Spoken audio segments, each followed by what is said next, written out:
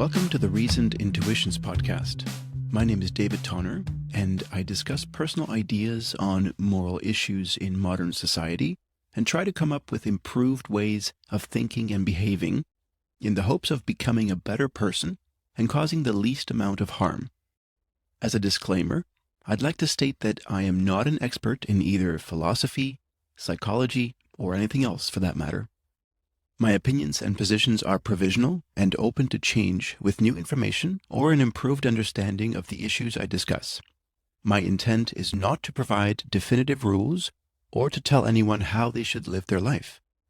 I merely want to share my ideas and insights in the hopes that they can be inspirational or in some way helpful. I employ pragmatic ethics and try to reason from as broad and objective a perspective as possible. Some of my basic assumptions are that unchosen suffering is bad, and we should strive to minimize it. Joy is the most pleasurable sensation, and thus we should strive to maximize it. Empathy is universal, with some exceptions, and it should be the starting point of any good ethical system. Hello, and welcome to another episode of Reasoned Intuitions. In Season 1 of the podcast, I talked about how and why we value humans more than non-human animals, and I discussed animal rights in a general sense.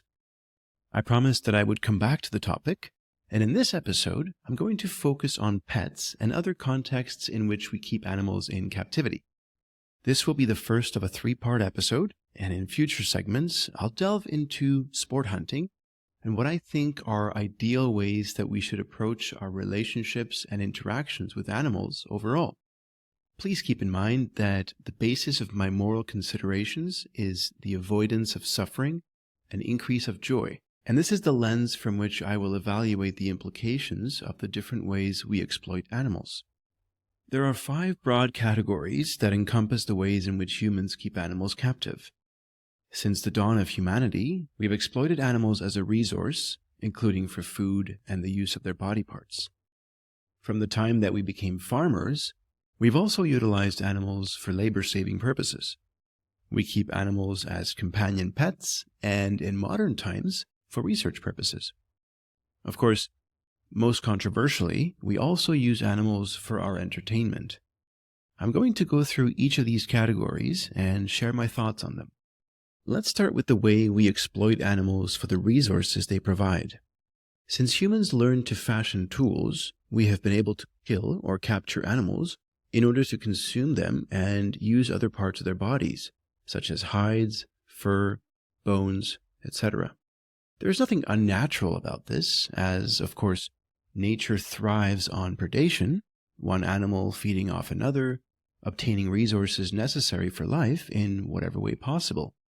Meat, eggs, and milk are nutrient-rich, and without them, it will be much more challenging for humans to obtain the diets we require to survive and thrive.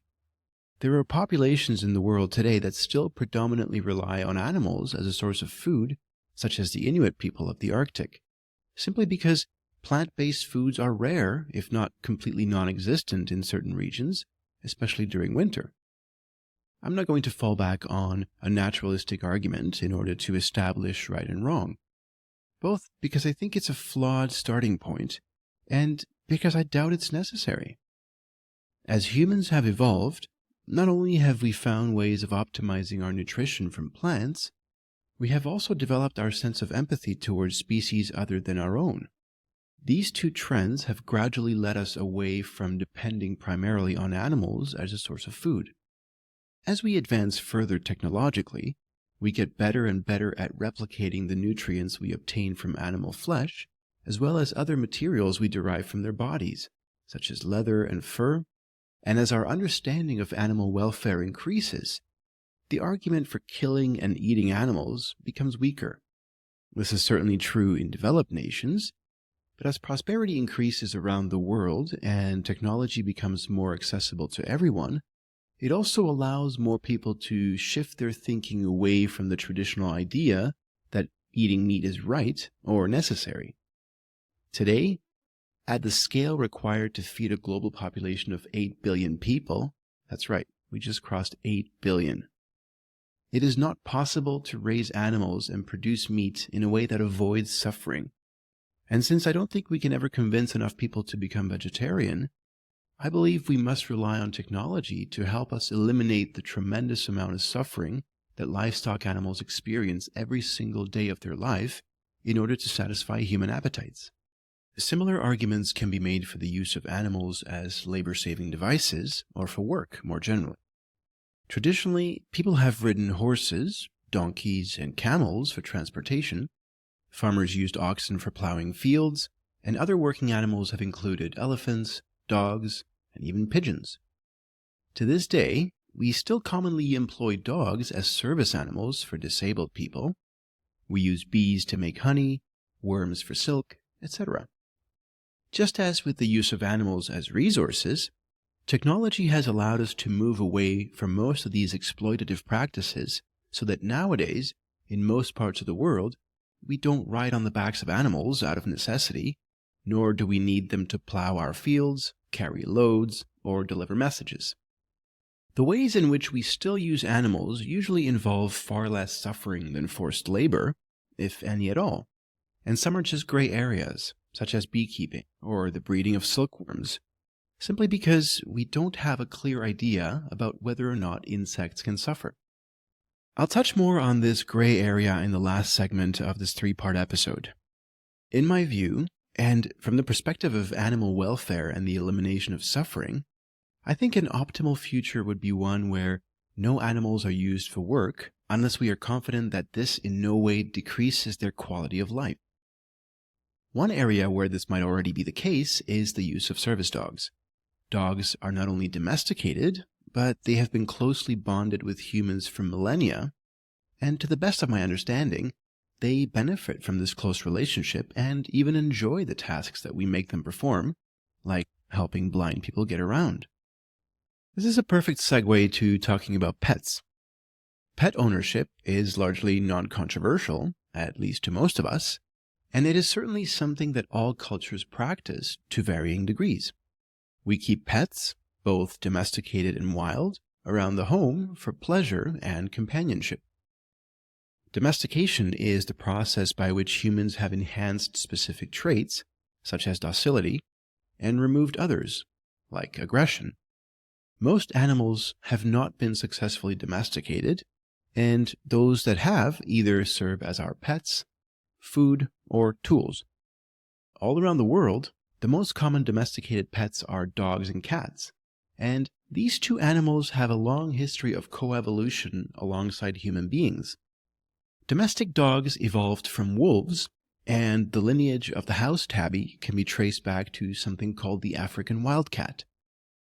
There is strong evidence to suggest that, in a manner of speaking, they both domesticated themselves, by which I mean that gradually, over the course of time, the benefits that these animals derived from living in proximity to humans softened some of their more aggressive traits and made it easier for us to include them in our daily lives. This was largely due to the abundance of food available in human settlements, as well as the safety that our presence provided. Over numerous generations, humans selectively bred specific traits in these two animals that were useful to us, and, arguably, our relationship with dogs and cats has always been symbiotic. Nowadays, both dogs and cats are able to live in our homes without too many restrictions on their freedoms, and both species enjoy long and rich lives as our pets, certainly in comparison to their wild cousins. Other domesticated animals we keep as pets include rodents, such as mice, rats, hamsters, and guinea pigs, and also rabbits, goldfish, and some types of birds like canaries. Unfortunately, even though they are domesticated, most pets, apart from dogs and cats, have to be restrained or caged. For a variety of reasons, including escape, we don't let our pets roam freely. We place them in a small, confined space where we can look at them, and which they can never leave. Now, you might think this isn't a problem, since, after all, as long as they get fed, they have sufficient space in which to move, as well as some degree of stimulation, they're fine.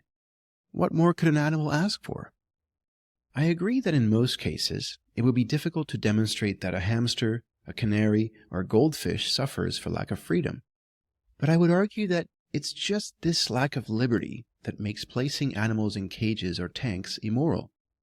All animals display an instinctive drive to escape their bonds when they are held in captivity, from insects all the way to humans. Whether or not living in a confined space causes the animal to suffer isn't always clear, as the fish swimming around your tank seems happy enough. But knowing that this instinct exists in all animals should be enough to give us pause. After all, if the sole reason we choose to place restraints on the movements of autonomous beings is the brief pleasure we derive from it, can it truly be justified on moral grounds? I think not. As I mentioned before, dogs and cats may be the only exceptions in this regard, as they have essentially chosen to live with us, and we don't keep them in cages. But the same cannot be said of other animals we keep as pets. The same points can be made about keeping wild pets, but in fact, the reasons why this is morally impermissible are even more numerous.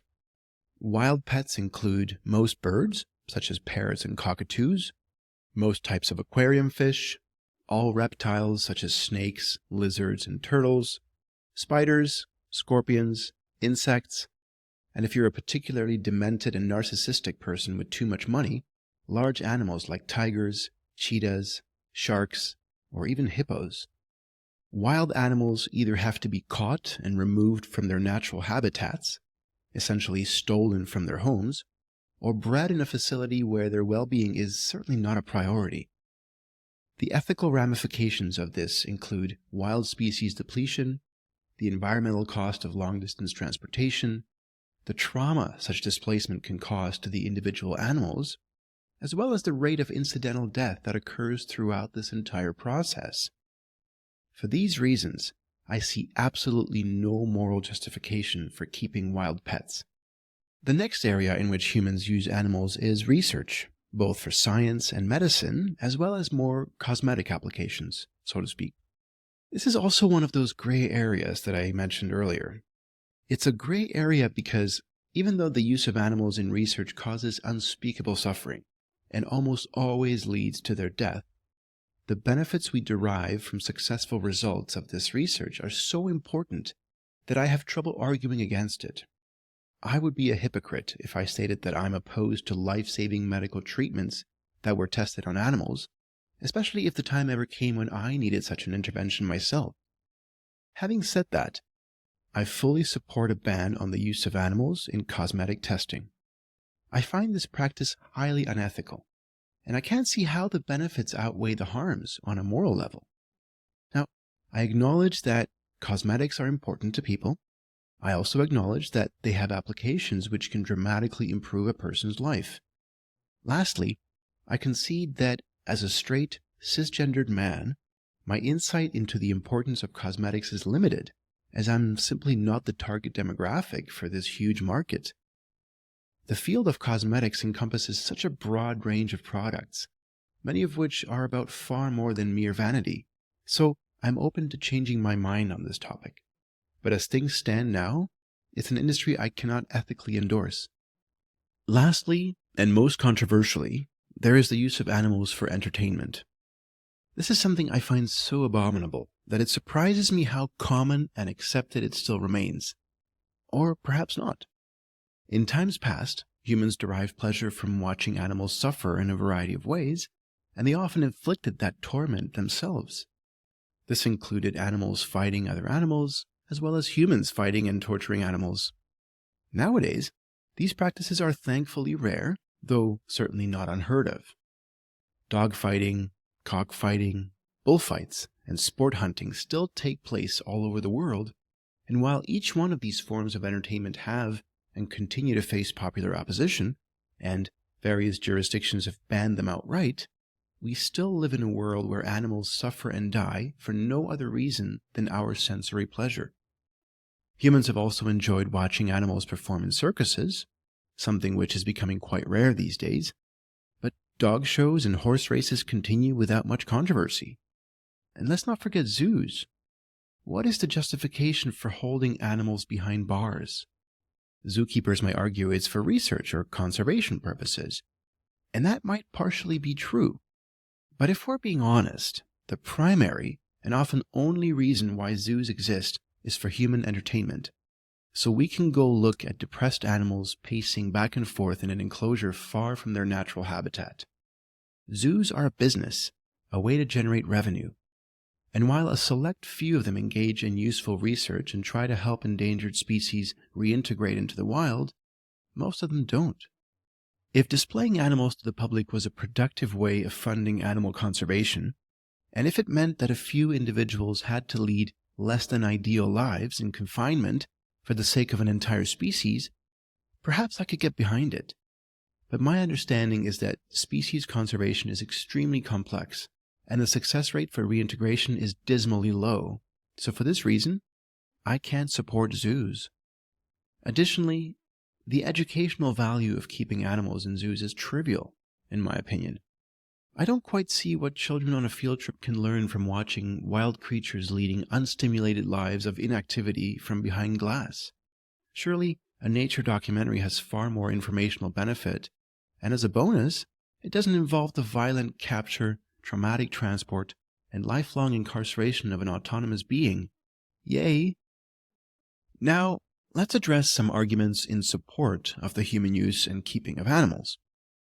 Practical arguments in support of utilizing the resources we obtain from animals, either for food or materials, usually relate to the dietary necessity or benefits of consuming animal products, and the practicality of using their body parts, such as leather. While I personally don't eat meat and generally avoid eggs and dairy, I don't claim to be a perfect vegetarian or vegan, and I have neither the time nor the expertise to delve very deeply into the topic of nutrition.